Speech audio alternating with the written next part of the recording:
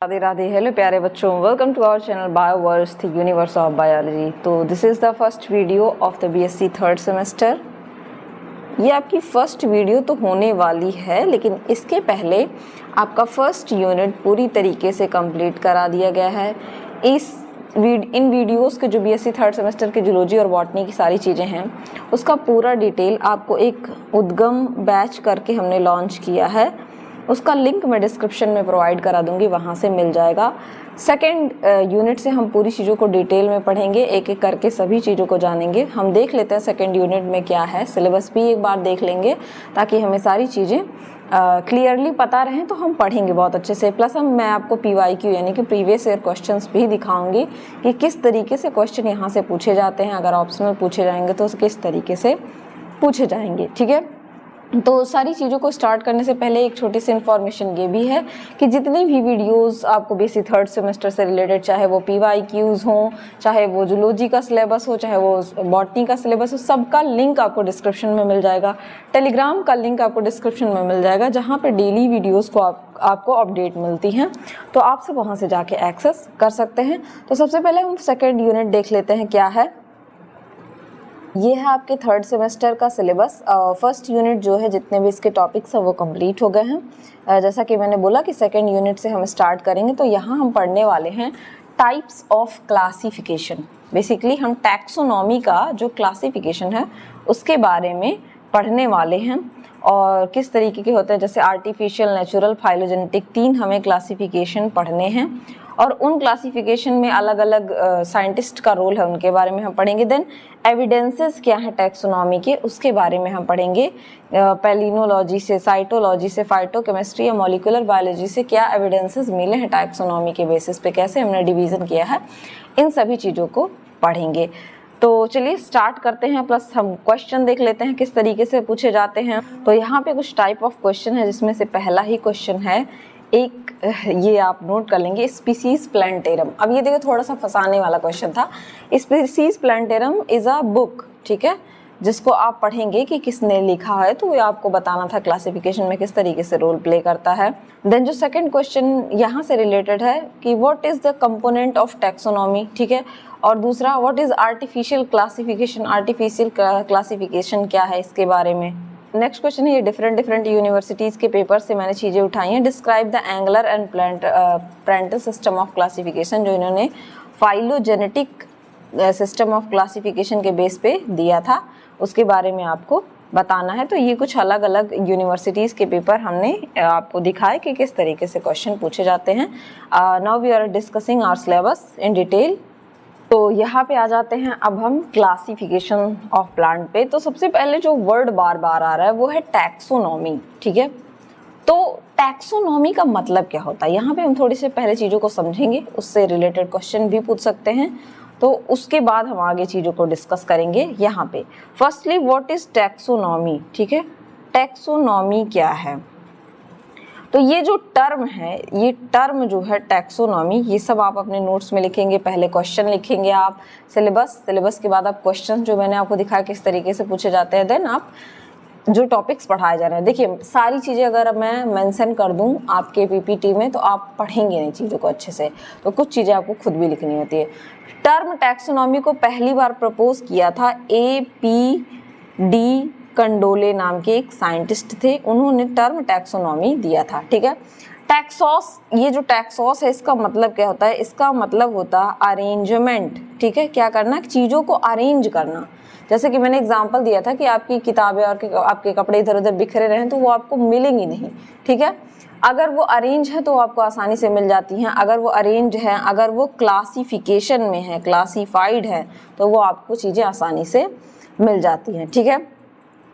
तो ये जो क्लासिफिकेशन टैक्सोनॉमी टर्म है, उसको देने वाले कौन थे, APD कंडोले, ठीक है। तो कभी कभी क्या होता है, टैक्सोनॉमी और ये जो टैक्सोनॉमी वर्ड है, इसको सिस्टेमिक्स या बायोलॉजिकल क्लासिफिकेशन के साथ मिक्स कर दिया जाता है, लेकिन ऐसा नहीं होता। जो सिस्टेमिक्स है, सिस्टीमेटिक्स, इसको टैक्सोनॉमी के साथ मिला दिया जाता है, लेकिन ये मिक्स नहीं है, ठीक है। सिस्टेमेटिक में क्या आता है, टैक्सोनॉमी प्लस इवोल्यूशनरी रिलेशनशिप, क्या आता है, इवोल्यूशनरी रिलेशनशिप, जिसको कि हम क्या कहते हैं, फाइलोजेनी, ये इसमें आ जाता है। देन इसको हम कलेक्टिवली क्या कहते हैं, टैक्सोनॉमी। और इस टैक्सोनॉमी टर्म को देने वाले कौन थे, कैरोलस लीनियस। कौन थे, कैरोलस लीनियस। आप सभी इनको जानते हैं, बाइनोमियल क्लासिफिकेशन सिस्टम, ठीक है। 1735 में कभी कभी पूछ लेता है, ठीक है। अपनी फादर ऑफ सिस्टमेटिक भी इनको कहा जाता है, फादर ऑफ सिस्टमेटिक कहा जाता है इनको। तो इस तरीके से तो टैक्सोनॉमी की स्टडी में हम क्या करते हैं, टैक्सोनॉमी में हम क्या पढ़ते हैं, कुल 4 स्टेप में हम इनको पढ़ते हैं, ठीक है। टैक्सोनॉमी को 4 स्टेप में पढ़ते हैं। पहला, हम चीज़ों को क्या करते हैं, आइडेंटिफाई करते हैं, आइडेंटिफिकेशन, चीज़ों को हम क्या करेंगे, आइडेंटिफाई करेंगे। दूसरा, हम उनको नाम देंगे, उनका नॉमेनक्लेचर करेंगे, क्या करेंगे, उनका नॉमेनक्लेचर करेंगे। तीसरा, उनको क्लासिफिकेशन करते हैं, उनको क्लासीफाई करते हैं। चौथा, हम क्या करते हैं, एफिनिटीज़ देखते हैं, उनमें क्या क्या समानता है, उनमें क्या क्या सिमिलरिटीज़ है, उनको देखते हैं, ठीक है। तो बायोलॉजिकल क्लासिफिकेशन, अगर मैं बात करूँ, एक टर्म मैंने यूज़ किया बायोलॉजिकल क्लासिफिकेशन, तो एक सब टॉपिक है टैक्सोनॉमी का। आइडेंटिफिकेशन क्या होता है, पहला step, this is the first step of taxonomy, ठीक है। कैरोलस लीनियस को हम फादर ऑफ टैक्सोनॉमी या क्या कहते हैं, फादर ऑफ सिस्टमेटिक बॉटनी कहते हैं, ठीक है। अगर यहाँ से आपसे पूछ ले कि फादर ऑफ टैक्सोनॉमी किसको कहेंगे, फादर ऑफ टैक्सोनॉमी, एपीडी कंडोलेन ने टर्म दिया, आप कंफ्यूज नहीं होना। फादर ऑफ टैक्सोनॉमी तो हम कहेंगे कैरोलस लीनियस को, किसको कहेंगे, कैरोलस लीनियस को। या और इन्हीं को क्या कहा जाता है, फादर ऑफ सिस्टमेटिक बॉटनी भी इन्हीं को कहा जाता है। अगर आपसे पूछ ले father of Indian plant taxonomy, अब यहाँ एफ लिख देती हूँ, father of Indian plant taxonomy, इससे भी क्वेश्चन पूछ लेता है, तो सैंता पाउ, ठीक है। सैंता पाउ को क्या कहा जाता है, father of Indian plant taxonomy, ठीक है। लीनियस ऑफ इंडिया, जैसे लीनियस जो है वो विदेशी साइंटिस्ट थे, इंडिया का लीनियस किसको कहा जाता है, यस, इससे भी क्वेश्चन पूछ लेता है यहाँ से। तो यहाँ पे विलियम रॉक्स बर्गाई को क्या कहा जाता है, विलियम रॉक्स बर्गाई को लीनियस ऑफ इंडिया कहा जाता है, लीनियस ऑफ इंडिया, ठीक है, लीनियस ऑफ इंडिया कहा जाता है। और अभी मैंने बार बार एक टर्म यूज़ किया है, बायोसिस्टेमिक्स, ठीक है। बायोसिस्टेमिक्स टर्म किसने दिया था, 2 साइंटिस्ट थे, कैंप एंड गिली, इन्होंने टर्म दिया था बायोसिस्टेमिक्स, ठीक है, बायोसिस्टेमिक्स इन्होंने टर्म दिया था। तो ये कुछ बेसिक बातें थी जिसके बारे में हमने जाना। Now we are moving to the classification. अब देखिए, हिस्ट्री ऑफ क्लासिफिकेशन थोड़ा सा अगर आप समझना चाहे तो आप सभी पढ़ते आ रहे हैं। एरिस्टोटल, जिनको फादर ऑफ जूलॉजी कहा जाता है, ठीक है। फिर 2 सिस्टम ऑफ क्लासिफिकेशन आया, 3 सिस्टम ऑफ क्लासिफिकेशन आया, इस तरीके से कई सारे क्लासिफिकेशन सिस्टम आए। क्लासिफिकेशन की जरूरत हमें क्यों पड़ती है, ठीक है। क्लासिफिकेशन क्या है, एक इसेंशियल है बायोलॉजी के लिए, क्योंकि इतनी बड़ी डाइवर्सिटी में अगर आपके घर में ही 17 लोग हैं और उनमें से अलग अलग किसी का नाम ना हो तो आप कैसे पहचानेंगे, ठीक है। तो क्लासिफिकेशन, आइडेंटिफिकेशन के लिए, क्लासिफिकेशन किसी को जानने के लिए बहुत ज़रूरी है। अगर आप उस इंसान को जानते हैं, जैसे आपके इसमें ही बॉटनी में ही 8 यूनिट्स दे दिया है, तो वो 8 यूनिट्स दे दिया है तभी ना आप चीज़ों को अच्छे से जान पा रहे हैं कि किस तरीके से चीज़ें चल रही हैं, ठीक है। बायोलॉजिकल क्लासिफिकेशन क्या है, इन्वेंशन है बायोलॉजिस्ट का, जो किसके बेसिस पे है, एविडेंस के बेसिस पे, प्रूफ के बेसिस पे। जैसे आप एविडेंस पढ़ेंगे, पैलिनोलॉजी का एविडेंस पढ़ेंगे कि किस तरीके से जो पॉलन ग्रेन है, किस तरीके से सेल्स के जो स्ट्रक्चर्स हैं उसके बेसिस पे आपने डिवाइड किया चीज़ों को। तो क्लासिफिकेशन किस पे बेस्ड है, एविडेंस, जो हमारे पास प्रूफ है उनके बेसिस पे ये अवेलेबल है, ठीक है। साइंटिफिक बेसिस जो है, cataloguing and retrieving information about the tremendous diversity of flora is known as classification. तो रिट्रीव करना मतलब चीज़ों को पुनः जानना और इतनी बड़ी डाइवर्सिटी को अच्छे से उसको कैटलॉग में एक एक करके एक जैसे यहाँ पे हिंदी की बुक, यहाँ पे इंग्लिश की बुक, यहाँ पे मैथ्स की बुक, इस तरीके से कैटलॉग बनाना ही क्लासिफिकेशन कहलाता है। ठीक है, तो यहाँ पे यही बताया गया है कि क्लासिफिकेशन क्या होता है, एक वे है अरेंजमेंट करने का ग्रुप ऑफ ऑर्गेनिज्म को उनकी समानताओं सिमिलरिटीज के बेसिस पे, डिससिमिलरिटीज के बेसिस पे, उनके रिलेशनशिप के बेसिस पे आप क्या करते हैं, उसे अरेंज करते हैं। पर्पज क्या है, सिस्टमेटिक अरेंजमेंट देना किसी चीज को, किसी ऑर्गेनिज्म के बीच में सिस्टमेटिक अरेंजमेंट देना, इसका क्या है, आपका पर्पज है क्लासिफिकेशन का। टैक्सोनॉमीज क्या है, उन्होंने कई सारे मेथड असाइन किए हैं जिससे लोगों को मतलब क्लासिफाई किया गया है, जैसे रैंक वाइज। जैसे हम पढ़ते हैं ना कि सबसे पहले फाइलम होगा, ठीक है, क्या हम पढ़ते हैं कि animal kingdom, plant kingdom, kingdom, phylum, then हम पढ़ते हैं कि आपकी फैमिलीज आ गए, क्लास आ गया, ऑर्डर आ गया, जीनस आ गया, स्पीसीज आ गए, तो उनको रैंक दिया गया है। क्लासिफिकेशन की हमें जरूरत क्यों पड़ी, नीड क्यों पड़ी, ठीक है, तो आप सबको पता है कि क्लासिफिकेशन जो है किसी भी ऑर्गेनिज्म के इनसाइड, उसके अंदर के उसके चीज़ों के बारे में, पर्टिकुलर वैल्यू के बारे में, जैसे मेरे अंदर कोई एक पर्टिकुलर, जैसे आप फैमिलीज पढ़ेंगे, सोलेनेसी फैमिली, रेननकुलेसी फैमिली, फैमिलीज पढ़ेंगे, तो आप क्या करेंगे, सबसे पहली चीज़ जो उसमें लिखेंगे, कुछ पिक्यूलियर, कुछ पर्टिकुलर कैरेक्टर होंगे उस फैमिलीज के, उसके बारे में लिखेंगे। जैसे सोलेनेसी फैमिलीज में क्या है कैरेक्टर, रेननकुलेसी बटरकप फैमिली कहते हैं, उसके कैरेक्टर्स क्या हैं, उनके कुछ पिक्यूलियर कैरेक्टर को जानेंगे, जिससे कि आप आसानी से उनको आइडेंटिफाई कर लेंगे। ठीक है, डिफरेंट टैक्सा के बीच में और उनके फाइलोजेनेटिक रिलेशनशिप को बताने में हेल्प करता है, इसलिए हमें जरूरत पड़ी। ठीक है, बायोलॉजिकल ब्रांचेस और डाइवर्सिटी ऑफ ऑर्गेनिज्म के बीच में रिलेशन डालने के लिए हमें इसकी जरूरत पड़ी। ठीक है, अब क्लासिफिकेशन की टाइप्स की बात करें, जो कि एक्चुअल में आपके सिलेबस में दिया है, लेकिन उससे पहले इन चीज़ों को अगर आप नहीं जानते तो आप बेहतर नहीं कर पाते। ठीक है, जैसे टैक्सोनॉमी की अगर हम बात करें तो अभी तक उसको 3 बेसिस पे, एक और है जो आपको नेक्स्ट नहीं कह सकते हैं, 5th यूनिट में पढ़ना है, फेनेटिक क्लासिफिकेशन। ठीक है, 4 आप लेकर चलिए, फेनेटिक जिसमें आप क्लैडिस्टिक और फेनेटिक पढ़ते हैं। तो सबसे पहला क्लासिफिकेशन का सिस्टम आर्टिफिशियल क्लासिफिकेशन, दूसरा है नेचुरल क्लासिफिकेशन, तीसरा है फाइलोजेनेटिक, और चौथा अगर आप यहाँ लिख लें दैट इज फेनेटिक क्लासिफिकेशन। और ये फेनेटिक क्लासिफिकेशन आपको यूनिट नंबर 5th में पढ़ना है। ठीक है, एक एक करके इन चीज़ों के बारे में जानेंगे। ठीक है, टैक्सोनॉमी की अगर मैं बात करूं, ठीक है, तो टैक्सोनॉमी भी कई तरीके की होती है, जैसे अल्फा टैक्सोनॉमी, बीटा टैक्सोनॉमी, इनके बारे में भी आप चीज़ों को अच्छे से समझेंगे। अगर मैं पहले क्लासिफिकेशन सिस्टम की बात करूं, that is artificial system of classification. ये हैं आपके प्यारे से कैरोलस लीनियस, इनको आप देख सकते हैं। तो आर्टिफिशियल क्लासिफिकेशन सिस्टम पहला क्लासिफिकेशन सिस्टम है। इसको पहली बार देखिए, अगर मैं चाहूँ तो आपको सिर्फ कैरोलस लीनियस पढ़ा के जा सकती हूँ, बट क्वेश्चन कहीं से भी पूछ सकता है, तो हम एक एक करके चीज़ों को पढ़ेंगे। तो पहली बार इसको अडॉप्ट करने वाले कौन थे, प्लिनी नाम के एक साइंटिस्ट थे। फर्स्ट सेंचुरी एडी में क्या किया था, इन्होंने आर्टिफिशियल सिस्टम ऑफ क्लासिफिकेशन को अडॉप्ट किया था, जो कि बेस्ड था 1 और ये छुप गया फ्यू कैरेक्टर्स पे, किस पे, 1 और फ्यू कैरेक्टर पे क्या था, ये बेस्ड था। ठीक है, उसके बाद दूसरे साइंटिस्ट आते हैं, दैट इज कैरोलस लीनियस, जो आर्टिफिशियल सिस्टम ऑफ क्लासिफिकेशन को अडॉप्ट करते हैं। ये कुछ कैरेक्टर पे बेस्ड था, बाद में इसके फ्लॉज होंगे, फिर आपका नेचुरल क्लासिफिकेशन सिस्टम आएगा, तीसरा आपका फाइलोजेनेटिक आएगा। जिस तरीके से कमियां निकलती जाएंगी उस तरीके से नए क्लासिफिकेशन सिस्टम आते जाते हैं।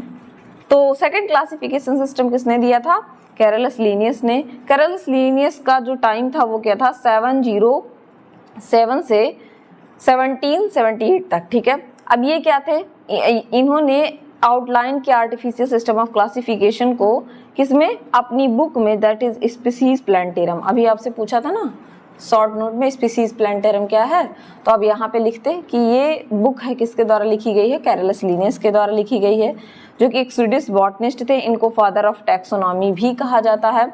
इस बुक में उन्होंने आर्टिफिशियल सिस्टम ऑफ क्लासिफिकेशन के बारे में बताया था इन 1753। ठीक है, जहाँ पर उन्होंने लिस्ट किया या डिस्क्राइब किया है कम से कम अप्रॉक्स 7300 स्पीसीज, जिसको इन्होंने 24 क्लासेस में उनके नंबर के बेसिस पे, उनके on the basis of number and union of यहाँ पे स्टेमन, स्टेमन की यूनियन, देखिए स्टेमन में दो तरीके का अधेशन और कोहेशन होता है। इसको आप जब मैं क्लासेस के फैमिलीज के बारे में पढ़ाऊंगी तो उसके बेसिस पे पूछ लेता है कि उन्होंने जो स्टेमन है उनकी लेंथ उसके बेसिस पे और उनमें अधेशन और कोहेशन के बेसिस पे क्या किया था, चीज़ों को, प्लांट्स को क्लासीफाई किया था। और ये सारी चीज़ें उन्होंने अपनी बुक स्पीसीज प्लांटेरम में बताई थी। उस स्पीसीज प्लांटेरम बुक में जो है उन्होंने 7300 स्पीसीज को क्लासीफाई किया था 24 क्लासेस में। ठीक है, ये जो क्लासेस है, ये क्लासेस जो आपके 24 है, इनको फर्दर सब डिवाइड किया गया था। कार्पेल, आप सभी को पता होगा, स्टेमन, कार्पेल आप पढ़ते हैं ना, एंड्रोसियम, गाइनोसियम, फ्लावर पार्ट आप पढ़ते हैं, तो इसमें आप पढ़ते हैं कैलिक्स, कोरोला, एंड्रोसियम, गाइनोसियम। उसी तरीके से आप जो है पढ़ते हैं जो आपका गाइनोसियम होता है उसको क्या कहते हैं, गाइनोसियम का दूसरा यूनिट जो है उसे हम क्या कहते हैं, कार्पेल। और जो एंड्रोसियम है उसकी यूनिट को हम क्या कहते हैं, आपका स्टेमन। तो इन्होंने पहले जो अपनी बुक में बताया वो स्टेमन के एधेशन, कोहेशन और लेंथ के बेसिस पे बताया। फिर बाद में इन्होंने इन क्लासेस को फर्दर डिवाइड किया। जो आपका गाइनोसियम है, ठीक है, जो इसकी यूनिट कार्पेल है, उसके कैरेक्टर के बेसिस पे कुछ और ऑर्डर में इन्होंने डिवाइड किया। तो इस वजह से इनके क्लासिफिकेशन सिस्टम को सेक्सुअल सिस्टम ऑफ क्लासिफिकेशन कहते हैं। जिस तरीके से मेल और फीमेल में हम ह्यूमंस में देखते हैं या एनिमल्स में देखते हैं, उसी तरीके से जो आपके प्लांट है उनमें भी मेल और फीमेल सिस्टम में क्या है, आपके स्टेमन और कार्पेल, जिसको कि एंड्रोसियम और गाइनोसियम कहते हैं। तो एंड्रोसियम और गाइनोसियम के बेसिस पे इन्होंने क्लासीफाई किया, इसी वजह से इसे सेक्सुअल सिस्टम ऑफ क्लासिफिकेशन भी कहते हैं। ठीक है, ये जो सिस्टम ऑफ क्लासिफिकेशन है थ्रू आर्टिफिशियल, ये कंटिन्यू हुआ लगभग 100 ईयर तक चला, इनकी क्लासिफिकेशन सिस्टम को माना गया। लेकिन क्योंकि ये बहुत ही सिंप्लिसिटी में था, बहुत ही इजी वे में था प्लांट के आइडेंटिफिकेशन के लिए, तो इनका ये जो है वो उनकी डेथ के अप्रॉक्स 100 ईयर तक इसको माना गया। लेकिन बाद में इसको क्या किया गया, however the system could not hold good due to following reason. इसमें बहुत सारे रीजन है जिसकी वजह से बाद में इसका क्या हो गया, डिस्कार्ड कर दिया गया, इसको नहीं माना गया। जैसे कुछ रीजन क्या थे, क्यों इसको डिस्कार्ड किया गया, उसको समझते हैं। जो इनका आपके लीनियस का क्लासिफिकेशन सिस्टम था, पहली चीज टोटली अनरिलेटेड प्लांट को, जैसे एकदम से ही उनमें कोई मैच नहीं था, लेकिन अगर उनका सेक्सुअल कैरेक्टर एंड्रोसियम, गाइनोसियम के बेसिस पे इन्होंने क्या किया, एक सिंगल ग्रुप में रख दिया। ठीक है, जहाँ पे क्लोजली रिलेटेड प्लांट जो है रखने चाहिए सेपरेट ग्रुप में रख दिया, और जो बहुत ही अनरिलेटेड प्लांट थे उनको एक साथ रख दिया। जैसे जिंजीबरेसी ऑफ मोनोकॉटिलिडन, हम आप सभी पढ़ते हैं प्लांट मोनोकॉट, डाइकॉट, जिनके कॉटिलिडन एक होते हैं उनको मोनोकॉट, जिनमें कॉटिलिडन 2 होते हैं उनको डाइकॉट कहते हैं। तो जिंजीबरेसी एक फैमिली है मोनोकॉट की, एंड एनाकार्डियेसी डाइकॉट की फैमिली। अब आप समझिए मोनोकॉट, डाइकॉट दोनों एक अलग चीज है। ठीक है, इन्होंने क्या किया, जिंजीबरेसी मोनोकॉट का और एनाकार्डियेसी डाइकॉट का एक ही क्लास में रख दिया, मोनेंड्रिया में। ठीक है, इन्होंने क्लासिफिकेशन सिस्टम दिया था, उसमें मोनेंड्रिया में मोनेंड्रिया जिसमें एक स्टेमन था। ठीक है, 3 बेसिस पे इन्होंने डिवाइड किया था। देखिए, पहला था मोनेंड्रिया जिसमें एक स्टेमन था। ठीक है, और एक था डाइएंड्रिया, लिख लीजिए, इनमें 2 स्टेमन था। तीसरा था ट्राई या पॉलीएंड्रिया जिसमें 3 या उससे अधिक स्टेमन था। इस बेसिस पे इन्होंने क्या किया था, क्लासीफाई किया था। ठीक है, लेकिन अब यहाँ पे प्रॉब्लम क्या आई कि डाइकॉट और मोनोकॉट अलग अलग पूरे आपके सिस्टम हैं। उन्होंने जिंजीबरेसी और जो कि मोनोकॉट का था, एनाकार्डियेसी जो कि डाइकॉट का, दोनों को एक ही क्लास में रख दिया मोनेंड्रिया में, क्योंकि वहाँ पे क्या था, सिंगल स्टेमन था, जो कि बिल्कुल ही अनरिलेटेड चीजें थी। तो ये एक प्रॉब्लम हो गई। Prunus was classified along with cactus because of the same number of स्टेमन। अब प्रूनस और कैक्टस अलग अलग फैमिली से बिलोंग करेंगे और उनमें नंबर ऑफ स्टेमन सेम था, इस वजह से इन्होंने एक क्लास में रख लिया। ठीक है, तो no attempt were made to classify plant based on the either natural और फाइलोजेनेटिक रिलेशनशिप। इन्होंने नेचुरल और फाइलोजेनेटिक रिलेशंस को बिल्कुल ही इग्नोर कर दिया, इसी वजह से इनके इसको डिस्कार्ड कर दिया गया। अभी इसको आपको नहीं काटना है, ठीक है, क्योंकि आपको पढ़ना है इसको, मैंने काटा कि डिस्कार्ड कर दिया गया। फिर नेचुरल सिस्टम देने वाले एक और साइंटिस्ट हैं। अभी मैंने आपको नेचुरल सिस्टम ऑफ क्लासिफिकेशन देने वाले 3 साइंटिस्ट को बताया। चीजों को आप समझते चलिए। पहला प्लिनी थे, सेकंड आपके कैरेलस लीनियस थे, थर्ड है थियोफ्रास्टस। इनसे भी क्वेश्चन पूछ लेता है कि कौन कौन से जो साइंटिस्ट हैं वो रिलेटेड आपके नेचुरल सिस्टम ऑफ क्लासिफिकेशन थे। तो थियोफ्रास्टस, और इनका बेसिस क्या था, size and life time herb shrub tree में, ठीक है। डिसएडवांटेज की बात की जाए तो this has give equal importance to vegetative and reproductive character. तो इन्होंने क्या किया था, इसका डिसएडवांटेज क्या था, इन्होंने वेजिटेटिव कैरेक्टर और जो सेक्सुअल कैरेक्टर, रिप्रोडक्टिव कैरेक्टर होता है, दोनों को सिंपल एक ही उसमें रख दिया था, ठीक है। लीनियस के अगर क्लासिफिकेशन सिस्टम की बात करें, जो इन्होंने 1753 में 24 क्लासेस में डिवाइड किया गया था, तो ये था इनका ऑन द बेसिस ऑफ स्टेमन। जैसे मोनेंड्रिया एक स्टेमन, उसी तरीके से आप देख सकते हैं 6, 7, 8, डेकेंड्रिया में 10, डोडाकेंड्रिया में 11 से 19 स्टेमन, ठीक है। सेम उसी तरीके से दिया है कि डोडाकेंड्रिया में आपके 11 से लेके 19, आइसोकेंड्रिया में स्टेमन 20 या मोर वन द कैलिक्स, ठीक है, ऑन द कैलिक्स। और पॉलीएंड्रिया में क्या होगा, स्टेमन 20 और ऑन द रिसेप्टिकल पे इस तरीके से जो रिसेप्टिकल आप पढ़ते हैं इस पे पाए जा रहे थे, ठीक है। डाईएंड्रिया आपका डाईडायनेमिया, टेट्राडायनेमिया, उसी तरीके से चीज़ों को इन्होंने अरेंज किया, ठीक है। फिर 24 नंबर क्लास था इनको क्रिप्टोगैमिया, फ्लावरलेस प्लांट, ऐसे प्लांट जिनमें फ्लावर नहीं थे, उन्होंने इसको डिवाइड किया गया था, ठीक है। तो ऐसे कौन से प्लांट है जिनमें फ्लावर नहीं होते, जैसे आपका एल्गी हो गया, वहाँ पे क्या होता है, फ्लावर नहीं होते। ब्राफाइटा हो गया, उनमें फ्लावर नहीं होते हैं। तो ये हो गया आपका पहला भी हमने पढ़ा आर्टिफिशियल सिस्टम ऑफ क्लासिफिकेशन, ठीक है। Second, natural system of classification. Natural system of classification आया आपके आर्टिफिशियल सिस्टम ऑफ क्लासिफिकेशन के बाद। अब ये इसका बेसिस क्या था, अभी जैसे आपने सिस्टम ऑफ नेचुरल आर्टिफिशियल में क्या देखा कि वो कुछ या एक या दो कैरेक्टर पे बेसिस था, वहाँ पे सेक्सुअल कैरेक्टर लिया अरिस्टोटल ने, ठीक है। ये जो है नेचुरल सिस्टम ऑफ क्लासिफिकेशन, ये आपका embryological, physiological and morphological and anatomical character पे बेस था। यहाँ पे एम्ब्रियोलॉजी भी देखी गई, फिजियोलॉजी भी देखी गई, बाहर के कैरेक्टर, और एनाटॉमी अंदर के कैरेक्टर्स को भी देखा गया। तो ये उससे मोर एक्यूरेट हुआ क्योंकि यहाँ पे ज़्यादा चीज़ों पे ध्यान दे के काम किया गया। ये आपके दो सुंदर सुंदर से साइंटिस्ट हैं जिनको आपको पढ़ना है, बेंथम एंड हुकर का क्लासिफिकेशन सिस्टम। सबसे ज़्यादा पूछे जाने वाला क्वेश्चन है, हर जगह इसका क्लासिफिकेशन सिस्टम पूछता है, ठीक है। तो botanist who came after Linnaeus realised that single character is more important than other character. कुछ ऐसे कैरेक्टर, सिंगल कैरेक्टर जो इम्पॉर्टेंट है अदर कैरेक्टर से, तो उसके अकॉर्डिंग उन्होंने नेचुरल सिस्टम ऑफ क्लासिफिकेशन का शुरुआत किया, जिसको स्प्राउटेड, यानी कि जिसकी शुरुआत कहाँ पे हुई है, फ्रांस में हुई है, ठीक है। फर्स्ट स्कीम जो है इसको देने वाले, इसका जो ओवरऑल सिमिलरिटी था वो एंटोनी लॉरेंट डी जेस्यू 1789 में पहली बार इन्होंने दिया था, ठीक है। किसने, एंटोनी लॉरेंट डी जेस्यू ने पहली बार नेचुरल सिस्टम ऑफ क्लासिफिकेशन को फ्रांस में स्प्राउट हुआ था, शुरुआत हुई थी उसकी, ठीक है। पहली जो widely followed natural system of classification जिसको सबने एक्सेप्ट किया वो था बेंथम और हुकर का क्लासिफिकेशन सिस्टम। यहाँ पे बेंथम एंड हुकर हैं। जो आपके बेंथम एंड हुकर थे, अगर मैं बात करूं बेंथम की, तो ये इंग्लिश बॉटनिस्ट जॉर्ज बेंथम 1800 से 1884 और जोसेफ डाल्टन 1870 से 1911 तक में इन दोनों ने काम किया था। और इनकी बुक थी, एक पब्लिश किया था 3 वॉल्यूम में, 3 वॉल्यूम में, मतलब वॉल्यूम फर्स्ट आती है बुक की, सेकेंड और थर्ड, 3 वॉल्यूम में इन्होंने क्या किया था, क्लासिफिकेशन किया था। बुक में जेनरा प्लांटेरम 1862 से 1883, ठीक है। और इन्होंने इसको 202 families, 7569 genera and 97,205 species, 205 species में इसको डिवाइड किया था। यहाँ से भी क्वेश्चन पूछ लिया जाता है अगर ऑब्जेक्टिव है, ठीक है। इस क्लासिफिकेशन सिस्टम में इन्होंने क्या किया था, चीज़ों को कैसे डिवाइड किया था, इस क्लासिफिकेशन सिस्टम में इन्होंने चीज़ों को डिवाइड किया था ऑन द बेसिस ऑफ, किसके बेसिस पे,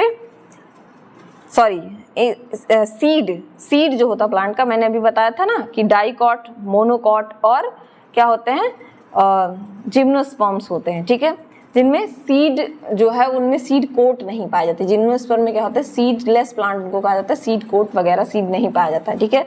तो 3 क्लास में इन्होंने डिवाइड किया था, 3 क्लास में डिवाइड किया गया था। अब आप चाहें तो इस तरीके से नोट्स को अपने बनाएं, क्लासीफाई करें। सबसे पहले मोनोकॉट, इस तरीके से अगर मैं डिवाइड करूँ थोड़ा सा और, तो यहाँ पे सबसे पहले अगर मैं बात करूँ तो कौन से प्लांट हो जाएंगे, क्रिप्टोगैम्स। क्रिप्टोगैम्स ऐसे प्लांट को कहा जाता है जो क्या होते हैं, नॉन फ्लावरिंग। कैसे होते हैं, नॉन फ्लावरिंग। देन आ जाते हैं आपके फेनरोगैम्स। फेनरोगैम्स प्लांट कैसे होते हैं, ये होते हैं आपके फ्लावरिंग प्लांट, ठीक है, फ्लावरिंग प्लांट। तो यहाँ पे नॉन फ्लावरिंग प्लांट तो यहीं रहते हैं। आगे फेनरोगैम को डिवाइड किया गया 3 आपके क्लासेस में, ठीक है। ये डिवीजन है, क्रिप्टोगैम डिवीजन है, फेनरोगैम डिवीजन है। अब फेनरोगैम को यहाँ पे हम फर्दर 3 क्लास में डिवाइड करते हैं। सबसे पहला आ जाता है आपका डाइकॉट, देन जिम्नोस्पर्म, उसके बाद आ जाता है आपका मोनोकॉट। इन 3 क्लास में हमने डिवाइड किया। फिर हम डाइकॉट का डिवीजन पढ़ते हैं, फिर हम मोनोकॉट का डिवीजन पढ़ते हैं, देन हम गैमोपेटली आपके जो हैं जिम्नोस्पर्म्स है उनका देखते हैं, ठीक है। एक एक करके सब चीज़ों को समझेंगे। यहाँ पे देखिए अच्छे से दिखाया गया है कि सीडेड प्लांट, सीड्स प्लांट, यहाँ पे सीडेड प्लांट मैंने लिखा है ना। सीडेड प्लांट मतलब क्या, फेनरोगैम्स। फेनरोगैम्स कैसे प्लांट्स हैं, सीडेड प्लांट है। तो फेनरोगैम्स को यहाँ डिवीजन किया गया है, क्रिप्टोगैम्स का नहीं, ठीक है। तो फेनरोगैम्स को कहाँ डिवाइड किया गया है, डाइकोटिलीडन, ठीक है, जिनमें 2 कोटिलीडन थे, इस तरीके से 2 कोटिलीडन थे, ठीक है। Then class second gymnosperm, class third आता है आपका मोनोकोटिलीडन, ठीक है। आगे देखिए यहाँ पे अगर मैं देखूं तो जिम्नोस्पर्म में 3 क्लास आपके 3 फैमिलीज हैं, दैट इज नीटेल्स, नीटेसी, कोनिफरेसी, साइकडेल्स, जिसको आप आगे की क्लासेस में अपने पढ़ेंगे। मोनोकोटिलीडन और आगे यहाँ पे डाइकोटिलीडन को डिवाइड किया गया है। डाइकोटिलीडन को 3 सब क्लासेस में डिवाइड किया गया। एक होता है पॉलीपेटली, एक होता है गैमोपेटली और दूसरा है मोनोक्लेमाइडी, ठीक है। अब अगर मैं पॉलीपेटली की बात करूँ तो उसको 3 सीरीज में डिवाइड किया गया है। पहला है थैलिमोफ्लोरेई, इसके बारे में करके आप समझेंगे भी, जिसमें 6 ऑर्डर और 34 फैमिलीज हैं। दूसरा है डिस्कीफ्लोरेई, इसको समझेंगे कि क्यों नाम दिया गया है, 4 ऑर्डर 23 फैमिली है। थर्ड सीरीज है आपकी कैल्सीफिलोरेई, जिसमें 5 ऑर्डर 27 फैमिलीज है। देन दूसरी सब क्लास है गैमोपेटली, इसमें भी 3 सीरीज हैं। इन्फिरेई, जिसमें 3 ऑर्डर्स 9 फैमिलीज हैं। सीरीज सेकेंड की बात करूँ हेट्रोमेरी, जिसमें 3 ऑर्डर 12 फैमिलीज हैं। सीरीज थर्ड है आपका बाइकार्पेलेटी, जिसमें 4 ऑर्डर 24 फैमिलीज हैं। और मोनोक्लाइमेडी सब क्लास में कोई सीरीज नहीं है, इसमें 8 सीरीज एंड 36 फैमिलीज हैं। अब ये किसका डिवीजन है, सिर्फ डाइकोटिलीडन्स का, ठीक है। तो यहाँ पे बेंथर एंड हुकम सिस्टम का क्लासिफिकेशन दिया है, एक एक करके हम समझेंगे। डाइकोटिलीडन में आपने पढ़ा कि डाइकोटिलीडन का मतलब क्या होता है, प्लांट, ऐसे प्लांट जिनके सीड में क्या हो, 2 कोटिलीडन्स हो। लीव्स उनके कैसे होते हैं, जो डाइकॉट प्लांट होते हैं, यहाँ पे कैरेक्टर भी आप लिखते चलिए, यहाँ से क्वेश्चन पूछ लेता है। मोस्टली डाइकॉट प्लांट कैसे होते हैं, उनमें रेटिकुलेट वेनेशन पाया जाता है, कुछ एक्सेप्शंस भी होते हैं। जैसे कि स्माइलेक्स एक प्लांट है, वो मोनोकॉट है लेकिन उसमें रेटिकुलेट वेनेशन पाया जाता है। टैप रूट सिस्टम इनमें पाया जाता है। ये जो इनके जो प्लांट का आप देखते हैं ना, कैलिक्स एंड कोरोला, ये मोस्टली टेट्रामेरस या पेंटामेरस होते हैं, लेकिन इसके भी कुछ आपके एक्सेप्शन हैं। लेकिन मोस्टली अगर आपको किसी को आइडेंटिफाई करना है तो अगर वो डाइकॉट प्लांट है तो उसके लीव्स कैसे होंगे, पहली बात तो उसके सीड में 2 कोटिलीडन आपको देखने को मिलेंगे। फिर अगर मैं बात करूँ उसके लीव्स में रेटिकुलेट वेनेशन देखने को मिलेगा। उसमें टैप रूट सिस्टम, रूट जो होगा उनका टैप रूट होगा। उनमें टेट्रामेरस या पेंटामेरस फ्लावर आपको देखने को मिलेंगे, ठीक है। 3 सब क्लासेस में आगे इनको डिवाइड किया गया, दैट इज पॉलीपेटली, गैमोपेटली और मोनोक्लाइमाइडी, ठीक है। सबसे पहले क्लास की अगर मैं बात करूं दैट इज सब क्लास पॉलीपेटली। तो सब क्लास पॉलीपेटली जो है, प्लांट इनमें क्या थे, पॉलीपेटली में plant with free petal and dichlamydeous flower come under polypetalae, ठीक है। प्लांट में पेटल्स कैसे थे, फ्री। आप पढ़ते हैं ना वॉल्वेट एस्टिवेशन, इस तरीके से फ्यूज्ड वाले होते हैं कुछ, लेकिन इनमें प्लांट के जो पेटल क्या थे वो इस तरीके से फ्री थे, इनमें एक दूसरे में कोई अरेंजमेंट मतलब अटैचमेंट नहीं था, ठीक है। और डाइक्लेमाइडियस कंडीशन इनमें पाया जा रहा था। तो ऐसे प्लांट्स को हम सब क्लास पॉलीपेटली में रखते हैं। फिर इन्होंने इसको 3 सीरीज में डिवाइड किया, दैट इज थैलेमीफ्लोरी, डिस्कीफ्लोरी और कैल्सीफ्लोरी। और ये जो डिवीजन था ये आपका किसके बेसिस पे था, थैलेमीफ्लोरी का मतलब होता है ऐसे फ्लावर प्लांट्स ऐसे प्लांट्स जिनके फ्लावर कैसे हों, डोम या कोनिकल शेप के हों, थैलेमस जो हो उनके डोम शेप्ड या कोनिकल शेप्ड के। ये जो थैलेमस आप पढ़ते हैं ना, इस पे इस तरीके से कैलिक्स, फिर कोरोला, ठीक है, कैलिक्स, कोरोला, एंड्रोसियम, गाइनोसियम, ठीक है। तो ये जो थैलेमस है, जिन प्लांट का कोनिकल या डिस्क शेप का था, कोनिकल या डोम शेप का, उनको थैलीफोरी में रखा गया और उनकी सुपीरियर ओवरी थी, मतलब ओवरी सुपीरियर थी। और सुपीरियर ओवरी को क्या कहा जाता है आपको, हाइपोगाइनस, ठीक है। इसके ऊपर से चीजें जा रही थी, हाइपोगाइनस थी, ठीक है, ओवरी सुपीरियर थी। उनको इस क्लास में इंक्लूड किया गया, जिसमें अगेन 6 ऑर्डर 34 फैमिलीज थी। डिस्की फ्लोरी की बात की जाए तो जिनका ऐसे फ्लावर जिनके पास डिस्क शेप्ड का थैलेमस था, ऐसे डिस्क शेप का थैलेमस था, ठीक है, और उनकी भी ओवरी क्या थी, सुपीरियर थी। उसमें भी 4 ऑर्डर 23 फैमिलीज रखी गई। फिर आ जाता है सीरीज आपका थर्ड, कैल्सी फ्लोरेई, ऐसे प्लांट्स जिनके कप शेप का थैलेमस था। कैसा थैलेमस था, कप शेप का थैलेमस था। इंफीरियर या some time half inferior ovary थी, हाफ इंफीरियर या पेरीगाइनस जिसको कहते हैं, half inferior half superior, perigynous ovary इनकी थी। इसमें 5 ऑर्डर 27 फैमिलीज को इंक्लूड किया गया। तो अब आपको समझ में आ गया होगा कि जो आपका सब क्लास पॉलीपेटली था उसमें थैलेमस के बेसिस पे 3 सीरीज में इनको डिवाइड किया गया। दूसरा सब क्लास आ जाता है आपके डाइकोटिलीडन का, गैमोपेटली। गैमोपेटली का मतलब क्या होता है, ऐसे प्लांट जिनके पेटल क्या हों, प्लांट यूनाइटेड पेटल, मतलब पेटल क्या हो उनके, यूनाइटेड हो, एक दूसरे के साथ फ्यूज्ड हो, ठीक है। विच आर ईदर पार्शियली और completely fused to one another, एक दूसरे से पूरी तरीके से या पार्शियली आधे तरीके से फ्यूज्ड होने चाहिए, ठीक है। और डाइक्लाइमाइडियस आर प्लेस्ड अंडर गैमोपेटली, डाइक्लाइमाइडियस को गैमोपेटली में रखा गया। इनको फर्दर 3 सब सीरीज में डिवाइड किया गया, इन्फिरेई, हेट्रोमेरेई और बाइकार्पेल्टेई, ठीक है। तो इन्फिरेई क्या था, ऐसे फ्लावर जिनकी ओवरी इपीगाइनस थी, यानी कि उनकी ओवरी कैसी थी, सुपीरियर थी। अभी आपने यहाँ पे क्या पढ़ा, इनमें ओवरी कैसी थी, सुपीरियर ओवरी थी, ठीक है। यहाँ पे क्या है, यहाँ पे ओवरी इनकी इंफीरियर थी, इपीगाइनस थी, ठीक है। इसी वजह से नाम भी पड़ा इन्फीरेई, इंफीरियर। हेट्रोमेरेई क्या था, फ्लावर या तो हाइपोगाइनस हो सकते हैं, ठीक है, यानी कि ओवरी इनकी इंफीरियर हो सकती है, सुपीरियर हो सकती है। इनमें एक मोर देन 2 कार्पेल, मतलब हेट्रोमेरस कंडीशन आ गया, सुपीरियर भी हो सकता है, इंफीरियर हो सकता है, विषमता आ गई, इसी वजह से क्लास का नाम पड़ा हेट्रोमेरेई। इसमें अगेन 3 ऑर्डर 12 फैमिलीज, इसको याद करना रहता है आपको, ठीक है। फिर आ जाता है आपका बाइकार्पेल्टेई, ठीक है। तो फ्लावर आर या तो हाइपोगाइनस हो सकते हैं, सुपीरियर ओवरी हो सकती है विथ 2 कार्पेल, यहाँ पे 2 कार्पेल, इसी वजह से नाम पड़ा बाइकार्पेल्टेई। इसमें अगेन 4 ऑर्डर 24 फैमिलीज को इंक्लूड किया गया। अभी अभी डाइकोटिलीडन का सब क्लास सेकंड पढ़ा, अब डाइकोट का ही सब क्लास थर्ड आ जाता है, जिसको कि कहते हैं हम मोनोक्लेमाइडी, ठीक है। मोनोक्लेमाइडी में हम क्या कहते हैं, plant with incomplete flower, plant में क्या होगा, इनकम्प्लीट फ्लावर होगा, या तो वो एपेटलस होगा, मतलब उनमें पेटल नहीं होगा, या with undifferentiated calyx and Corolla, या तो कैलिक्स और कोरोला क्या होंगे, वो डिफरेंशिएटेड नहीं होंगे, फ्यूज्ड होंगे, पेटलॉइड कंडीशन उनको कहा जाता है, तो उसमें मोनोक्लेमाइडी को रखा गया। सेपल और पेटल डिस्टिंग्विश नहीं होंगे, ये साथ में पाए जाएंगे, और उसकी यूनिट होती है, जो पेटलॉइड होते हैं, सेपल और पेटल उनमें फ्यूज्ड होते हैं, उनकी यूनिट होती है पेरियंथ। जैसे आपने कैलिक्स का पढ़ा ना, सेपल, कोरोला का आपका सेपल पेटल, ठीक है। उसी तरीके से जब कैलिक्स और कोरोला फ्यूज होते हैं, ऐसे कंडीशन को क्लेमाइडियस, एक क्लेमाइडियस है, मोनोक्लेमाइडियस कंडीशन कहा जाता है। तो जब सेपल और पेटल फ्यूज होंगे तो पेटलॉइड्स, और उनको क्या कहा जाएगा, उनकी यूनिट क्या होती है, पेरियंथ होती है, ठीक है। Sometimes both the whorl are absent, कभी कभी हो सकता है कि दोनों कैलिक्स कोरोला दोनों एब्सेंट हो। तो मोनोक्लेमाइडी में आपके 8 सीरीज और 36 फैमिलीज रखे गए, ठीक है। अभी हमने क्या पढ़ा, पहला हमने पढ़ा कि आपके जो क्लासिफिकेशन सिस्टम हैं उनमें हमने फ्लावरिंग प्लांट्स पढ़े, फेनेरोगैम्स पढ़े। फेनेरोगैम्स में हमने देखा कि किस तरीके से जो आपके क्लासीफाई किया हमने, डाइकोटिलीडन, जिम्नोस्पर्म और मोनोकोटिलीडन। तो हमने पहला पढ़ा डाइकोटिलीडन के बारे में, ठीक है। अब हम पढ़ते हैं दूसरा क्या है आपका क्लास, जिम्नोस्पर्मी, ठीक है। जिम्नोस्पर्मी की अगर मैं बात करूं तो उसमें क्या क्या चीजें रखी गई, यहाँ पे जिम्नोस्पर्मी में नीटेसी, कोनिफेरेसी और साइकडेसी फैमिली को रखा गया, जिनमें से कुछ के लिविंग प्लांट है, बाकी सब एक्सटिंक्ट हो गए हैं। फिर आ जाता है क्लास थर्ड, दैट इज मोनोकोटिलिडनी, ठीक है।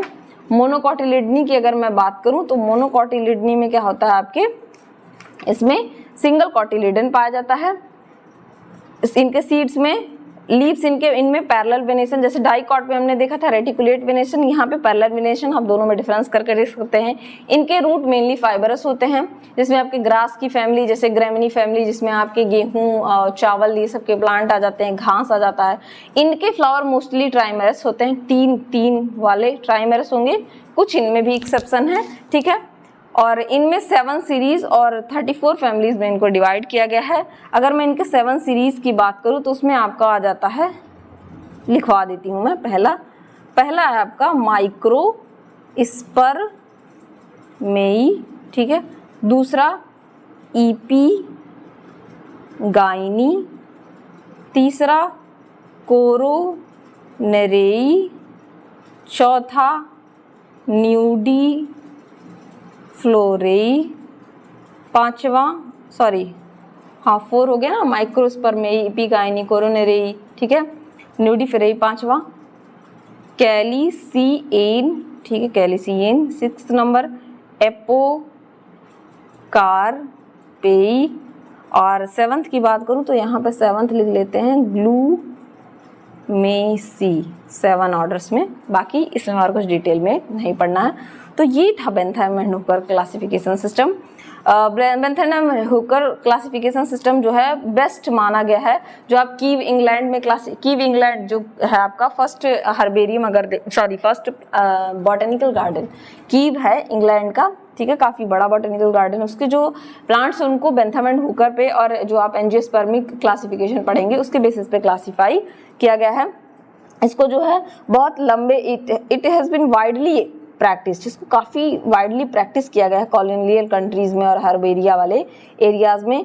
स्टिल अभी तक ये क्या है, की for identification of plant in some herbaria, कुछ हर्बेरिया ऐसे हैं जहाँ पे अभी तक भी हम Bentham and Hooker system of classification के बेसिस पे ही करते हैं, आगे जबकि फाइलोजेनेटिक आ गए, फेनेटिक आ गए, लेकिन स्टिल अभी तक इतना इन्होंने अच्छे से डिस्क्रिप्शन दिया था चीज़ों का कि अभी तक भी हम इसको यूज़ करते हैं, ठीक है। Description of plant is quite accurate and reliable, accurate था, रिलायबल था, तो चीज़ें वही आप लेना पढ़ना चाहते हैं जहाँ पे एक्यूरेट मिले आपको, रिलायबल मिले, ठीक है, क्योंकि ये बेस्ड था पर्सनल स्टडीज, एक्चुअल स्पेसिमेंस पे, केवल इन्होंने फैक्ट को कंपेयर नहीं किया था, एक्चुअल स्पेसिमेन को देखा था, ठीक है। As it is easy to follow, इसको फॉलो करना ईजी है, तो इनको की आइडेंटिफिकेशन की तरह यूज़ किया जाता है प्लांट के आइडेंटिफिकेशन में वर्ल्ड के कई सारे हर्बेरिया में, ठीक है। Though it is an natural system, this system was not intended to be phylogenetic, ठीक है, फाइलोजेनेटिक का भी यहाँ पे भी काफ़ी यूज़ नहीं किया गया, ठीक है। दूसरे साइंटिस्ट, अभी आपने क्या पढ़ा, पहला किसके बारे में पढ़ा, पहली बार इसको देने वाले साइंटिस्ट कौन थे, यहाँ पे मैंने आपको बताया एंटोनी लॉरेंट डी जेस्यू। दूसरे साइंटिस्ट कौन थे जिनका वाइडली हुआ और जिनके क्लासिफिकेशन सिस्टम को आपको पढ़ना भी है, वो आपके थे बेंथम एंड हुकर, ठीक है। बेंथम एंड हुकर के क्लासिफिकेशन सिस्टम आपको पढ़ा।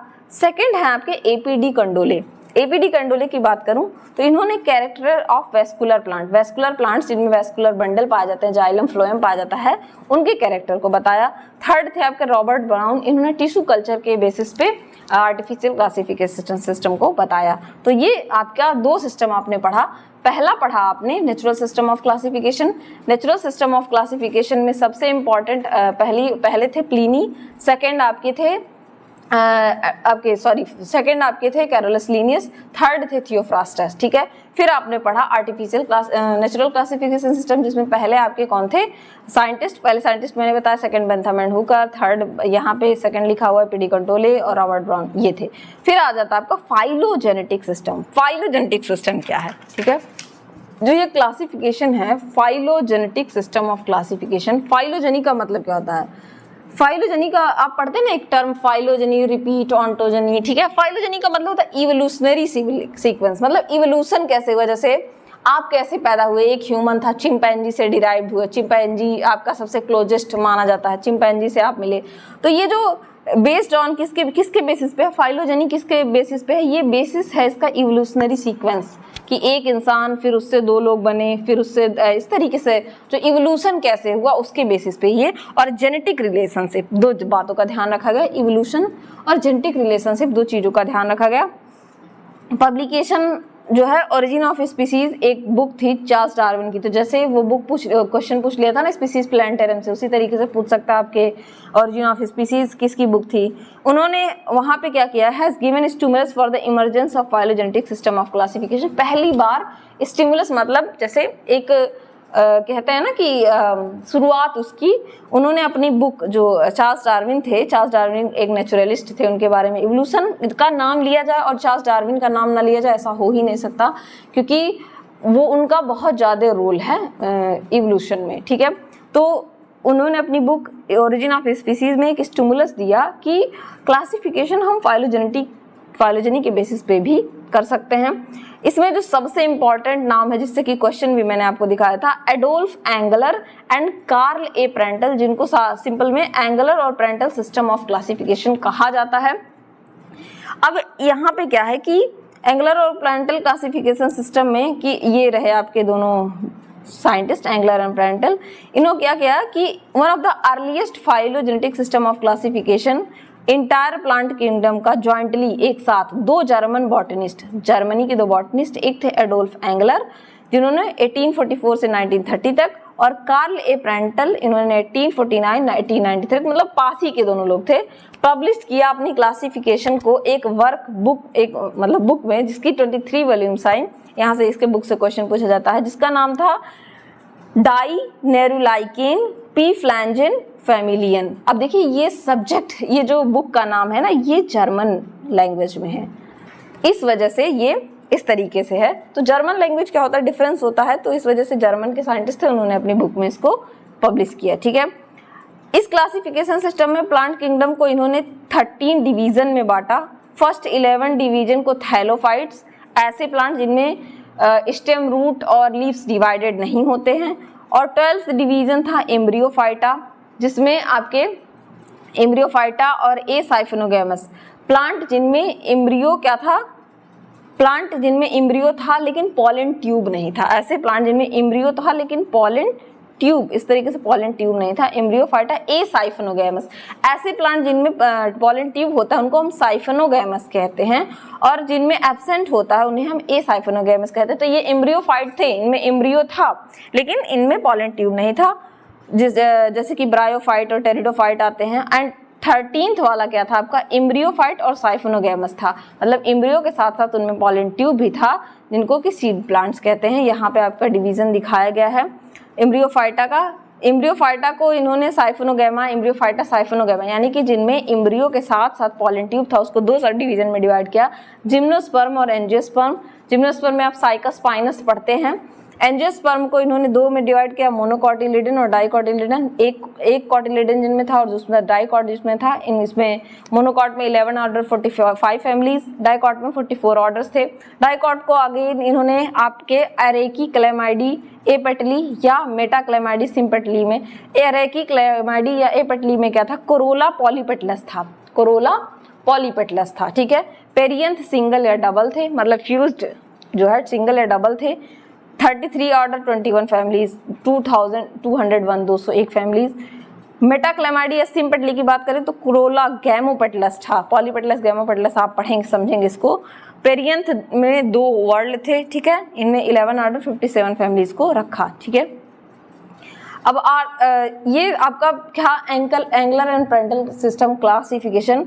उसके बाद यहाँ पे फाइलोजेनेटिक रिलेशनशिप देने वाले दूसरे साइंटिस्ट आते हैं, आर्थर क्रॉनक्वेस्ट, ठीक है। आर्थर क्रॉनक्वेस्ट 1990 से 1992 तक काम करते हैं। एक एमिनेंट अमेरिकन टैक्सोनॉमिस्ट थे जिन्होंने फाइलोजेनेटिक क्लासिफिकेशन सिस्टम दिया फ्लावरिंग प्लांट का टैक्सोनॉमिक कैरेक्टर के बेस पे, जिनमें एनाटॉमिकल और फाइटोकेमिकल कैरेक्टर, एनाटॉमिकल अंदर के जो कैरेक्टर थे उनको एनाटॉमी जो है, और फाइटोकेमिकल यानी कि केमिकल बेसिस पे प्लांट के कैरेक्टर को आइडेंटिफाई किया, ठीक है। He has presented his classification इन 1968 में इन्होंने पब्लिश किया। बुक क्या था, evolution and classification of flowering plant, इनकी बुक का नाम था evolution and classification of flowering plant, ठीक है। ऐसे फ्लावरिंग प्लांट यानी कि फेनेरोगैम, और ए फ्लावरिंग जिनमें फ्लावर नहीं तो उनको क्रिप्टोगैम कहा जाता है। इनका जो क्लासिफिकेशन था टोटली बेस्ड था फाइलोजेनी पे, ठीक है। मेजर एक्सेप्टेंस हुआ उस टाइम पे, मतलब काफ़ी इनका एक्सेप्ट किया गया। इन्होंने 2 मेन क्लास में डिवाइड किया, एक था मैंग्लो मैग्नोलायोप्सिडा यानी कि डायोकोटिलीडन, और दूसरा था लिलियोप्सिडा मोनोकोटिलीडन। 6 सब क्लासेस, 64 ऑर्डर, 320 फैमिलीज एंड आपके 1,65,000 स्पीसीज को मोंगलोप्सिडा में, और लाइलोप्सिडा में इन्होंने 5 सब फैमिली सब क्लासेस, 19 ऑर्डर, 66 फैमिलीज और 50,000 स्पीसीज को इन्होंने बांटा। जो कॉन्क्वेस्ट थे, ये सिस्टम ऑफ क्लासिफिकेशन था, ये काफ़ी लंबे टाइम तक चला, लेकिन आइडेंटिफिकेशन में बहुत यूजफुल नहीं रहा। ठीक है, cannot adopted in herbaria, herbaria में इसको अडॉप्ट नहीं किया गया due to its high phylogenetic nature. इसका फाइलोजेनेटिक नेचर, इवोल्यूशनरी रिलेशन जो था काफ़ी हाई था, इस वजह से इसको ज़्यादा एक्सेप्ट नहीं किया गया। अब फाइलोजेनेटिक में आपने 2 पढ़ लिए, सबसे important angler and Prantl, second पढ़ा आपने कॉन्क्वेस्ट के बारे में, और थर्ड साइंटिस्ट थे Hutchinson. Hutchinson system of classification जो है, हचिंसन एक साइंटिस्ट थे, इन्होंने भी फाइलोजेनेटिक क्लासिफिकेशन सिस्टम दिया। इनकी बुक का नाम था the families of flowering plant, the families of flowering plant, और 1926 में इन्होंने दिया। इन्होंने प्रिमिटिव पॉलीपेटलस जो फॉर्म थे उनको डाइवर्ज कर दिया बिगिनिंग से ही 2 लाइन में, मतलब मान लीजिए पॉलीपेटलस प्लांट है, उनको 2 लाइन में डाइवर्ज कर दिया उनके हैबिटेट के बेसिस पे, लिग्नोसेई और हर्बेसियस। जो वुडी प्लांट थे उनको लिग्नोसेई में, और जो हर्ब वाले छोटे प्लांट थे उनको 2 में डाइवर्ज कर दिया। ठीक है, तो ये इनका बेसिस था। फिर तख्ताजन सिस्टम ऑफ क्लासिफिकेशन आता है, एक साइंटिस्ट थे तख्ताजन। ठीक है, इनका जो फाइलोजेनेटिक सिस्टम ऑफ क्लासिफिकेशन था डेवलप्ड बाय आर्मिन तख्ताजन ने इसको दिया। उन्होंने एक कोट दिया था कि टैक्सोनॉमी विदाउट फाइलोजेनी, मतलब अगर टैक्सोनॉमी को आप बिना फाइलोजेनी के डिस्क्राइब कर रहे हैं, जैसे ये उस तरीके से हो जाएगा कि बोन विदाउट फ्लैश, मतलब आपके पास बोन है, हड्डी है और उसमें मांस ना हो। ठीक है, उस तरीके से है कि अगर आप टैक्सोनॉमी को बिना फाइलोजेनी के डिस्क्राइब कर रहे हैं। ठीक है, इन्होंने क्या किया, इट क्लासिफाइज फ्लावरिंग प्लांट यानी कि एंजियोस्पर्म को 2 क्लासेस में, डाइकॉट जिसको कि मैंगलोप्सिडा कहा, मोनोकॉट जिसको कि लिलियोप्सिडा कहा, इवोल्यूशनरी रिलेशनशिप के बेसिस पे इनकी बुक थी system of phylogeny of flowering plant. ठीक है, डिमेरिट था तख्ताजन का कि सबसे एक्सट्रीमली नैरो डिफाइंड टैक्स है, इन्होंने सबसे ज़्यादा नैरोली डिफाइन किया। अनवारंटेड स्प्लिटिंग कर दी ग्रुप की, कि एक को इसमें रख दिया, को उसमें रख दिया, उसमें कोई रिलेशन नहीं था। ठीक है, तो ये थे आपके क्लासिफिकेशन सिस्टम। अभी तक हमने ऊपर देखा जैसा आपने कि पढ़ा हमने, first artificial system of classification, second natural system of classification, और थर्ड हमने पढ़ा फाइलोजेनेटिक क्लासिफिकेशन सिस्टम। अब देखिए, एक क्लासिफिकेशन सिस्टम आपके में ऐड किया है, that is angiosperm phylogeny group APG, और आपने लिखा होगा एपीजी थर्ड। तो ये एपीजी थर्ड क्या है, क्या पढ़ना आपको, इन सब चीज़ों के बारे में हम डिस्कस करेंगे। एंजियोस्पर्म्स क्या होते हैं, ठीक है, हम पढ़ते हैं ना, यहाँ से आपके प्लांट की अगर मैं बात करूँ तो हम एल्गी से स्टार्ट करते हैं, फ्रॉम एल्गी, ब्रायोफाइट, टेरिडोफाइट, फिर जिम्नोस्पर्म पढ़ते हैं, देन आपके एंजियोस्पर्म्स आते हैं। एंजियोस्पर्म्स में बेसिकली हम फ्लावरिंग प्लांट्स के बारे में पढ़ते हैं, ऐसे प्लांट्स जो फ्लावर देने लगते हैं। ठीक है, आप अपने आसपास जितने भी फ्लावर वाले प्लांट्स देखते हैं जिसमें आपके बहुत सारी चीज़ें आती हैं, जैसे आपका बेसिक फ्लावर वाले प्लांट्स देख लें, सारी चीज़ें आती हैं। तो जो ये एंजियोस्पर्मिक फाइलोजेनी ग्रुप है, इसके क्लासिफिकेशन सिस्टम की हम बात करें तो एपीजी उसका शॉर्ट फॉर्म है एंजियोस्पर्म फाइलोजेनी ग्रुप। फाइलोजेनी के बेसिस पे, मतलब फाइलोजेनेटिक क्लासिफिकेशन ये भी है। किस तरीके से इसको क्लासीफाई किया गया है, देखिए जब हम फाइलोजेनी की बात करते हैं तो यहाँ पे ये APG4 को आपको दिखाएगा, अभी मैं बताती हूँ ये क्या है।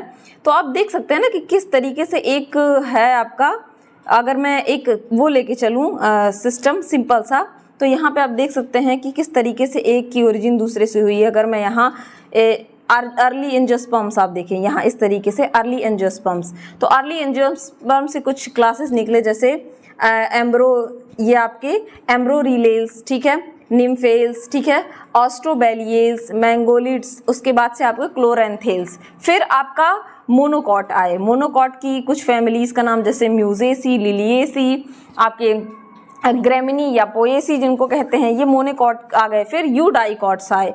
फिर यूडाइकॉट्स में भी कुछ अर्ली डाइवर्जिंग आपके यूडाइकॉट्स आए, जिसमें आप सिरेटोफिलेल्स, रेनिकुलेसी, प्रोटीएल्स, इन सब रेनिकुलेसी आपको फैमिली के बारे में पढ़ना है।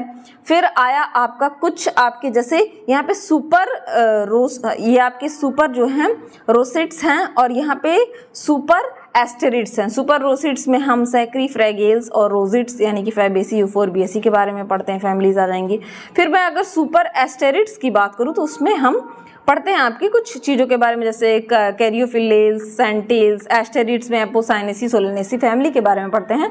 तो यहाँ पे फाइलोजेनी में हम क्या देख रहे हैं, आगे आप क्लैडिस्टिक और फेनेटिक के बारे में वहाँ भी देखेंगे। तो फाइलोजेनी में हम क्या करते हैं, फाइलोजेनी क्या होता है, एक आपका कुछ होगा ऐसे जैसे अर्ली एंजियोस्पर्म से फिर मोनोकॉट्स आए, मोनोकॉट से यूडाइकॉट्स, यूडाइकॉट भी आगे डाइवर्ज हुए। तो क्या हुआ, स्टार्ट हुआ एक जगह से, फिर ये फैला, फिर यहाँ से ये फैला। तो यहाँ पे क्या है, एक ओरिजिन है, एक पीछे का इवोल्यूशन है, एक पूरी हिस्ट्री है कि कैसे किसी चीज़ की ओरिजिन हुई है।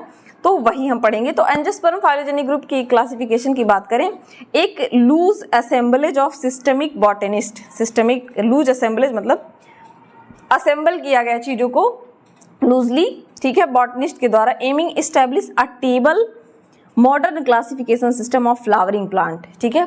जो आपके फ्लावरिंग प्लांट है उनको मॉडर्न सिस्टम ऑफ क्लासिफिकेशन पे बेस्ड इसको बनाया गया है। और स्ट्रांगली ये किस पे बेस है, मॉलिकुलर फाइलोजेनेटिक्स, मतलब डीएनए, आरएनए जो आपकी मॉलिकुलर जिसमें आ जाते हैं उस पे बेस्ड ये है, ठीक है।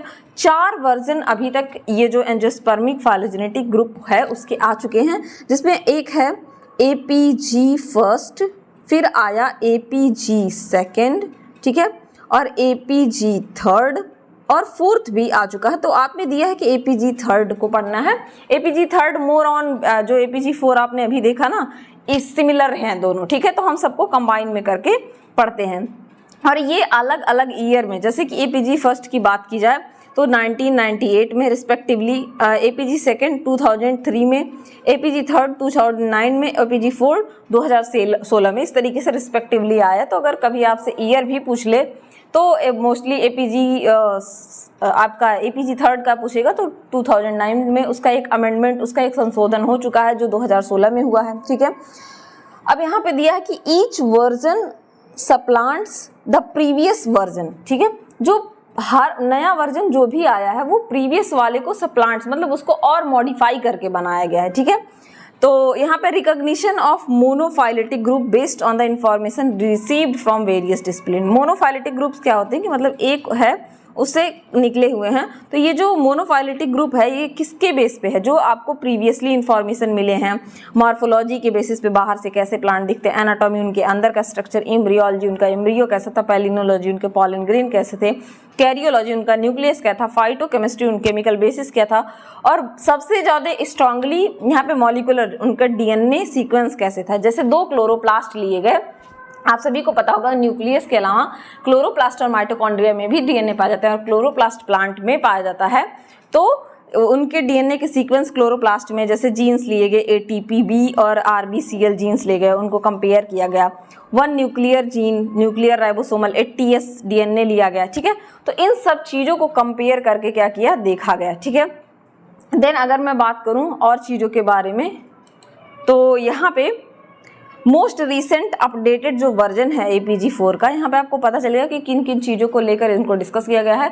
तो मोस्ट अपडेटेड जो वर्जन है वो आपका एपीजी 4 है, 2016 में आया गया है, और इसको 64 ऑर्डर्स में, 416 फैमिलीज़ में, और 259 इंडिया में प्रेजेंट है इसकी फैमिली। देखिए जब आप टीचिंग्स एग्जाम देने जाएंगे या कोई कॉम्पिटिटिव एग्जाम देने जाएंगे ना, तो वहाँ से ईयर वगैरह से क्वेश्चन, ये सारी चीज़ें अगर आप आगे टीचिंग करने वाले हैं, आप किसी भी एग्जाम में जहाँ पे बायोलॉजी पूछी जाती है और वहाँ पे डाइवर्सिटी पूछी जाती है, ये चीज़ें 100% आपको वर्क करने वाली है, ठीक है। ओवरऑल चेंज जो है एपीजी थर्ड 2009 से लेके एपीजी 4 तक हो चुका है। इसमें बहुत मिनिमल चेंज है, जो एपीजी थर्ड और 4 में बहुत माइन्यूट चेंज है, अदरवाइज सेम ही है दोनों, ठीक है। प्रिंसिपल क्या थे एपीजी क्लासिफिकेशन के, तो यहाँ पे देखिए अलग अलग, जैसे लीनियस से कुछ लिया गया है, कुछ बेंथम एंड हुकर से चीज़ों को लिया गया है, सारे सबको मिला के एक अच्छा एडवांस सिस्टम बनाया गया है। तो प्रिंसिपल ऑफ एपीजी अप्रोच की हम बात करें तो वो क्या था, set out of first paper of 1998, इसका पहला पेपर 1919 में 8 में आया था, which have remain unchanged in subsequent revision, जो अभी तक जितने भी उसके रिवीजन आए APG first second third fourth, जो अभी तक क्या है प्रिंसिपल उसका अनचेंज है। ठीक है, प्रिंसिपल सेम है कि जिस प्रिंसिपल पे जो प्रिंसिपल सेट किए गए थे, जैसे आप अपने लाइफ में भी कुछ गोल्स सेट करते हैं, कुछ प्रिंसिपल सेट करते हैं कि मुझे ये करना है, मुझे ये नहीं करना है, तो वो अनचेंज हो, उसी तरीके से इसके रूल्स अनचेंज थे। पहला क्या था, linear system of order and families should be retained, जो लीनियस ने अपनी ऑर्डर और फैमिलीज के बारे में बताया था उसको रिटेन किया गया, उसको लिया गया है। Family is central in flowering plant systematic, ठीक है, फैमिली क्या है, सेंटर में है। And ordinal classification of families, ordinal मतलब ऑर्डर वाइज, ठीक है, प्रपोज किया गया। Reference tool of broad utility, ठीक है। Order are consider to be particular value in teaching and studying family relationship, ठीक है, ऑर्डर्स को पर्टिकुलरली वैल्यू दिया गया टीचिंग में, फैमिली के रिलेशनशिप को स्टडी करने में, मतलब प्लांट फैमिली, आपकी फैमिली का रिलेशनशिप नहीं, प्लांट की फैमिली को के रिलेशनशिप को स्टडी करने के लिए। सेकेंड था कि ग्रुप शुड बी मोनोफाइलेटिक, वो ग्रुप क्या होना चाहिए, मोनोफाइलेटिक, मतलब consist of all descent of a common ancestor, जो कि आपके डार्विन की थियरी भी है कि decent from a common ancestor, जो कोई भी जो आगे आप पढ़ेंगे प्लांट जो अभी आज पढ़ रहे हैं वो उसका ओरिजिन एक किसी कॉमन पर्सन से होना चाहिए, इसको कहते हैं मोनोफाइलेटिक। ठीक है, the main reason why existing system is rejected is because they do not have this property, they are not phylogenetic. ठीक है, क्यों इसको रिजेक्ट कर दिया गया था, क्योंकि एग्जिस्टिंग पॉपुलेशन में ऐसा नहीं है कि सारे मोनोफाइलेटिक हों। ठीक है, नेक्स्ट इनका प्रिंसिपल क्या था कि a broad approach is taken to defining the limits of groups. ठीक है, एक ब्रॉड अप्रोच लिया गया ग्रुप को लिमिट करने के लिए। Thus of order it is said to the limited number of larger broader will be more useful, तो जितने limited number of larger broader रहेंगे वो जितने ज़्यादा यूजफुल रहेंगे। Families containing only a single genus, एक सिंगल जीन होगा family में। Order containing only a single family, ठीक है, are avoided where this is possible without violating the overriding requirement of monophyly। ठीक है, नेक्स्ट था इनका कि although orders and families are used, family और ऑर्डर का यूज़ किया गया था इस लेवल पे, लेकिन फिर named clades are freely employed in addition, clade का भी यूज़ किया गया, तो आपको क्लेड और फेनेटिक आगे पढ़ना है तो वो चीज़ें ज़्यादा समझ में आएंगी। Some have later been given formal names in a paper associated with 2009 revision of the APG third, कुछ पेपर्स को इंक्लूड भी किया गया जो 2009 में रिवीजन वाला 2019 में रिवीजन आया। The author say that it is not possible nor it is desirable to name all clades in a phylogenetic tree। इसकी कोई ज़रूरत नहीं है कि सारे phylogenetic tree को, पॉसिबल भी नहीं है, डिज़ायरेबल भी नहीं है कि सारे phylogenetic trees को clade in all clades in phylogenetic tree सारे क्लेड में रखा जाए। However, systematics need to agree on names of the some clades, लेकिन कुछ clades को नाम देना है, particularly order and families को, ताकि हम फैसिलिटेट कर सकें कम्युनिकेशन को, जैसे डिस्कस जब हो साइंटिस्ट में उनके कम्युनिकेशन को और उनके डिस्कशन को लेने के लिए कुछ को क्लेड को नाम देना है, सारे को देना डिज़ायरेबल नहीं है और सारे को देना पॉसिबल भी नहीं है। तो क्लेड और फेनेटिक आप अच्छे से समझेंगे। अब देखिए यहाँ पे बताया गया है कि किस तरीके से बेंथम एंड हुकर 1883 में इन्होंने दिया था। फिर एंगलर एंड प्रेंटल का क्लासिफिकेशन आया, अभी तक मैंने जो आपको पढ़ाया। फिर आपके Arthur क्रॉनक्वेस्ट and angler and Prantl के बाद आए थे। ठीक है, फिर आया आपका APG 1 1998 में। कब आया? APG फर्स्ट आया 1998 में, APG सेकंड आया 2003 में, APG थर्ड आया 2009 में और APG 4 आया 2016 में, जो अभी तक इसका और अमेंडमेंट नहीं आया है। एंजियोस्पर्म फैमिली को 3 क्लेड्स में, अर्ली एंजियोस्पर्म को 3 क्लेड्स में डाला गया, 3 क्लेड्स में डिवाइड किया गया, 3 क्लेड्स में। एक थे अर्ली एंजियोस्पर्म पहले, दूसरा था मोनोकॉट और तीसरा था यूडाइकॉट। जैसा कि मैंने ऊपर आपको दिखाया भी, अर्ली एंजियोस्पर्म यहाँ पे मैंने आपको दिखाया ना, ये रहे 3 क्लेड में डिवाइड किया गया। अर्ली, ये जो डिवीजन है इसको क्लेड कहते हैं। अर्ली एंजियोस्पर्म, फिर आपने देखा दूसरा मोनोकॉट और तीसरा यूडाइकॉट, 3 में इसको डिवाइड किया गया। तो अगर मैं बात करूँ इन चीज़ों के बारे में थोड़ा सा कि क्या है कैसे है, तो यहाँ पे जो पहला देखा आपने, अर्ली एंजियोस्पर्म जो है उनको क्लासीफाई किया गया 8 ऑर्डर्स में। जो अर्ली वाले थे इनको 8 ऑर्डर्स में और 26 फैमिलीज में, जिसमें आपके ANA ग्रेड आते हैं, ANA ग्रेड जिसको कि एम्बोरिलेल्स कहते हैं, ठीक है, निम्फेल्स आते हैं और ऑस्ट्रोबैलियल्स आते हैं, ऊपर मैंने आपको दिखाया भी। अब जो मोनोकॉट्स थे उनके थोड़ा सा हम क्लासिफिकेशन के बारे में पढ़ते हैं। सॉरी, यहाँ आप मोनोकॉट्स को काट के क्या लिख लेंगे, अर्ली आपके एंजियोस्पर्म, ठीक है, एंजियोस्पर्म, अर्ली एंजियोस्पर्म लिख लेंगे। तो अर्ली एंजियोस्पर्म को क्या, उनके कैरेक्टर क्या थे, इनमें सीट ऑलवेज विथ 2 कॉटिलिडन, ठीक है, सीट ऑलवेज 2 कॉटिलिडन के साथ थे, इथरल ऑयल्स इनमें पाया जाता, simple leaf, simple net veined थी, ठीक है, each floral whorl in many part, जो फ्लोरल वर्ल्स थे, कैलिक्स वरोला वगैरह पढ़ते हैं तो वो मेनी पार्ट्स में थे। पेरियंथ जो है मतलब जब सेपल और पेटल फ्यूज्ड थे, स्पायरली अरेंज थे इन आर पार्ट्स इन 3, ठीक है, 3 पार्ट में थे। स्टेमन इनका ब्रॉड फिलामेंट था उसमें। एंथर इनका टेट्रास्पोरेंजिएट टाइप का था, इस तरीके से टेट्रास्पोरेंजिएट टाइप का। पॉलन जो है आपका मोनोसिल्केट टाइप का था। नेक्टरीज इनमें रेयर थी। कार्पेल्स यूजुअली फ्री थे। एम्ब्रियो वेरी स्मॉल था। फिर वहीं अगर मैं बात करूं मोनोकॉट्स की, तो मोनोकॉट्स को जो है वो क्लासिफाइड किया गया था 11 ऑर्डर्स में, 77 फैमिलीज में। बेसल मोनोकॉट्स, लिलियोइड्स और कॉमेलिड्स, ये कुछ थे इनके।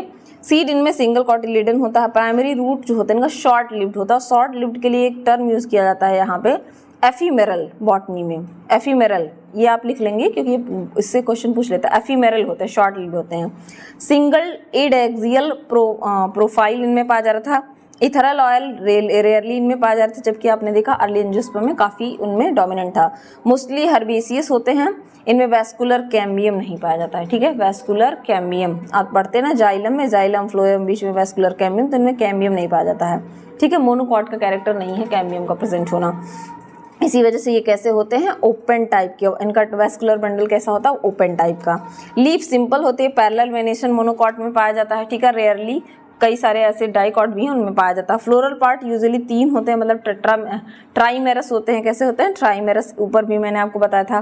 पॉलन इनका मोनोसल्केट होता है। स्टाइल नॉर्मली हॉलो होता है और सक्सेसिव माइक्रोस्पोरोजेनेसिस पाया जाता है। फिर अगर मैं बात करूँ यूडाइकॉट्स को 45 ऑर्डर्स 313 फैमिलीज में डिवाइड किया गया। अर्ली डाइवर्जिंग यूडाइकॉट्स, सुपर आपके सुपर रोजिड्स और सुपर एस्टेरिड्स, जैसा कि मैंने आपको दिखाया भी वहाँ पे डायग्राम में, ठीक है। तो यहाँ पे सीड हमेशा 2 कॉटिलिडन के साथ रहेगी, ठीक है। नोट्स इनके ट्राई लेकुनार विथ 3 लीफ ट्रेस, मतलब नोट्स जो होंगे अगर यहाँ पे देखा जाए तो यहाँ पे ट्राई लेकुनार होंगे, 3 लीफ ट्रेसेस इनमें पा जाएंगे। स्टोमेटा एनोमोसिटिक टाइप होगा, कई टाइप के हाइपोस्टोमेटिक, हाइपरस्टोमेटिक, एनोमोसिटिक टाइप के होते हैं, तो इनका स्टोमेटा एनोमोसिटिक टाइप का होगा। ईथरल ऑयल यहाँ भी रेयरली प्रेजेंट है, तो वो किसका कैरेक्टर होगा, ईथरल ऑयल देखा जाए तो अर्ली एंजियोस्पर्म का। वुडी या हर्बेसियस हो सकते हैं। लीव्स इनमें सिंपल, कंपाउंड और यूजली वेंड, या जिसको कि रेटिकुलेट वेनेशन कहते हैं। क्या कहते हैं, रेटिकुलेट वेनेशन, ठीक है। फ्लावर पार्ट मोस्टली आपके डाइमेरस, टेट्रामेरस और पेंटामेरस होते हैं। माइक्रोस्पोरोजेनेसिस साइमल्टेनियस होता है। स्टाइल सॉलिड होता है। पॉलन ट्राइकॉल्पेट होते हैं, ठीक है। तो इस तरीके से कुछ कैरेक्टर आपने एंजियोस्पर्म के पढ़े। यहाँ पे हम देखते हैं कि classification reflect the state of our knowledge at a given point of time. तो क्लासिफिकेशन क्या करता है, हमारे नॉलेज को रिफ्लेक्ट करता है कि क्या हमने देखा, क्या चीज़ें देखा। It will continue to change as we acquire new information. और ये चीज़ें जैसे अभी मान लीजिए आप APG 4 पढ़ रहे हैं जो 2016 में आया है, तो ये चेंज भी हो सकता है, ठीक है। जैसे जैसे हम नॉलेज और एक्वायर करेंगे और नए प्लांट्स हम देखेंगे तो ये चेंज भी हो सकता है, ठीक है। तो यहाँ पे क्या होगा कि a significant number of major herbaria, जिसमें कि इंक्लूडिंग कीव जो है इंग्लैंड का Kew herbaria. Order of their collection in is according to with APG, उसके कलेक्शन का ऑर्डर APG के मतलब एंजियोस्पर्म फैमिली जो फाइलोजेनेटिक आपका है उसके हिसाब से है, ठीक है। Influential world checklist of selected plant families also from Kew is being updated to the APG 3rd system. APG 3rd के सिस्टम के बेसिस पे अपडेट किया गया है। रिसेंट फोटोग्राफिक सर्वे हुआ है प्लांट का USA में, कनाडा में ऑर्गेनाइज किया गया था, वो भी APG 3rd सिस्टम के बेसिस पे। UK में जो लेटेस्ट एडिशन है स्टैंडर्ड फ्लोरा का यानी कि प्लांट का, ब्रिटिश इसलेस में रिटन बाई स्टेस, वो भी APG 3rd पे बेस्ड है, ठीक है। तो इस तरीके से आपका ये जो पार्ट है हमारा ख़त्म होता है। तो अगर मैं एक कंपाइल करना चाहूँ कि क्या क्या हमने पढ़ा, तो हमने जाना कि what is taxonomy, taxonomy term किसने दिया था, फादर ऑफ टैक्सोनॉमी किसको कहा जाता है, ठीक है। उसके बाद से हमने बहुत सारी टर्म के बारे में जाना। फिर हम देखा हमने कि टैक्सोनॉमी के टाइप्स क्या हैं, टाइप्स ऑफ टैक्सोनॉमी, जिसमें हमने बेसिकली 3 टाइप पढ़े। चौथा हम नेक्स्ट उसमें पढ़ेंगे फेनेटिक और क्लैडिस्टिक। पहला हमने पढ़ा artificial system of classification. Artificial system of classification में ये रिवीजन इसलिए है ताकि आपको चीज़ें अभी इसी क्लास में मोस्टली चीज़ें रन हो जाए, तो लर्न हो जाए। आर्टिफिशियल सिस्टम ऑफ क्लासिफिकेशन में हमने कई सारे साइंटिस्ट के बारे में जाना, जिसमें सबसे मोस्ट इम्पॉर्टेंट सबसे पहले तो हमने प्लिनी के बारे में जाना, बेसिस पे था। फिर हमने लीनियस के बारे में जाना, फर्स्ट हो गए प्लिनी। फिर हमने लीनियस, लिन लिख देते हैं, लीनियस साहब के बारे में जाना, जिन्होंने सबसे ज़्यादा इनके सेक्सुअल कैरेक्टर पे स्टेमन और कार्पेल के बेसिस पे दिया था। फिर हमने थियोफ्रेस्टस को जाना कि थियोफ्रेस्टस ने साइज और लाइफ टाइम ऑफ प्लांट के बारे पे दिया था, डिसएडवांटेज से। फिर हमारा सेकेंड आया नेचुरल सिस्टम ऑफ क्लासिफिकेशन, जो सबसे ज़्यादा मोस्ट एक्सेप्टेड था, और इसमें आपके अलग अलग साइंटिस्ट इसमें भी आए। सबसे मोस्ट एक्सेप्टेड इनमें बेंथम एंड हुकर थे, जिन्होंने सीड कैरेक्टर ऑफ प्लांट्स के बेसिस पे दिया, ठीक है। वेनरोग्राम, क्रिप्टोग्राम हमने पढ़ा। एपीडी कंडोले ने वेस्कुलर टिश्यू के बेसिस पे दिया, रॉबर्ट ब्राउन टिश्यू कल्चर के बेसिस पे। फिर हमारा थर्ड आ जाता है, दैट इज़ फाइलोजेनेटिक, जो और ज़्यादा मोस्ट एक्सेप्टेड था, जिसमें सबसे ज़्यादा इंपॉर्टेंट थे एंगलर एंड प्रेंटल। उसके पहले ईक्लर ने भी दिया था, एंगलर प्रेंटल ने। फिर हचिंसन के बारे में हमने पढ़ा। फिर हमने एल तख्ताजन के बारे में जाना। फिर फोर्थ हमने पढ़ा आपका जो हमने लास्ट में पढ़ा आपके एंजियोस्पर्मिक फैमिली के बारे में। ये जो लास्ट हमने पढ़ा कि किस तरीके से एंजियोस्पर्म फाइलोजेनिक ग्रुप से क्लासिफिकेशन हुआ गया है। इस तरीके से ये वाला जो पार्ट है वो खत्म होता है। और नेक्स्ट अब हम पढ़ेंगे कि एविडेंसेस क्या हैं, ठीक है। सबसे पहले हम जानेंगे टैक्सोनॉमी क्या होती है, ठीक है। What is taxonomy, alpha beta omega taxonomy या पढ़ते टैक्सोनॉमी क्या होती है। फिर हम टैक्सोनॉमिक एविडेंसेस के बारे में जानेंगे, पैलिनोलॉजी के बारे में, साइटोलॉजी के बेसिस पे, फाइटोकेमिस्ट्री के बेसिस पे, मॉलिकुलर बेसिस पे। तो इसको हम नेक्स्ट क्लास पे कंटिन्यू करेंगे। मैंने सोचा था एक क्लास में मैं एटलीस्ट आपका क्लासिफिकेशन खत्म कर दूं, जो कि मैंने खत्म किया है, और मैंने आपको क्वेश्चंस भी दिखाए हैं। तो होपफुली इस चीज़ से आपको हेल्प मिलेगी। तब तक के लिए पढ़ते रहिए, बढ़ते रहिए। और आपसे एक रिक्वेस्ट है, आप अपने दोस्तों को जरूर शेयर कीजिए, क्योंकि नॉलेज हमेशा शेयर करने से बढ़ता है। Thank you everyone.